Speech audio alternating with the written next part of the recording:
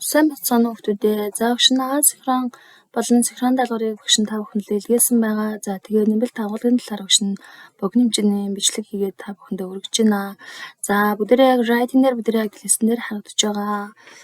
Энэ сэдвийг бүгдээрээ орно. За participle clause гэдэг нь одоо яг яаж хизээ яг яаж хэрэглэх юм бэ гэдгийг орохоор байгаа. За бүгдээрээ энэ дээр because гэж хэлхийн оронд бүгдээрээ үйл үг маань ing from аваад тэгээ past participle хэлбэр дээр хэлбэрийг ашиглан богино зохицтой бичих тийм арга байгаа гэж ойлгож байна. За өнгөрчөнд ерөнхийдөө хоёр type байдаг.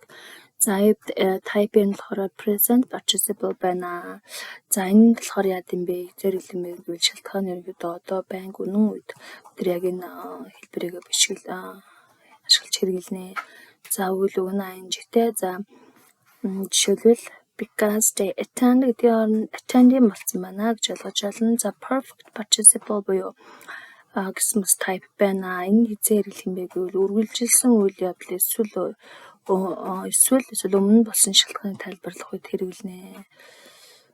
За энэ хэлбэр нь болохоор яа гэм бэ? Having аваад past participle амна гэж ойлгож байна. За because they have гэсэн байна те. Энэний оронд шууд have гэдэг үг маань үйл үг маань шууд ing from авсан байна гэж ойлгож having болсон болж байна гэж ойлгож байна. За тэгээд доорх нь богиноос товчлоод багш нь ойлгомжтой болгож хүргэсэн байгаа. Тэмдэглэлээ хөтлөөрөө.